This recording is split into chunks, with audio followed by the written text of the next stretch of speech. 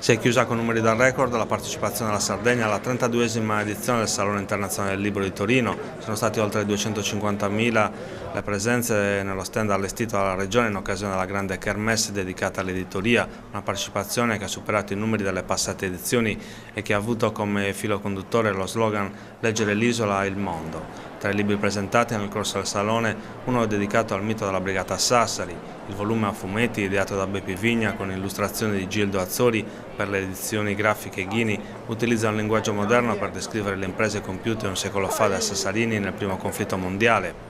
In quell'occasione la Brigata Sassari divenne l'unità più decorata del Regio Esercito e la più temuta dagli austriaci. Brigata Sassari che ormai rappresenta uno dei simboli dell'identità sarda. Non è soltanto il racconto di imprese durante una guerra, di imprese eroiche durante una guerra, è il racconto di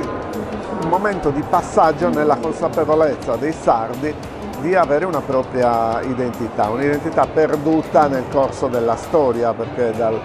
non è che non ce l'avessero prima, però le vicende della storia con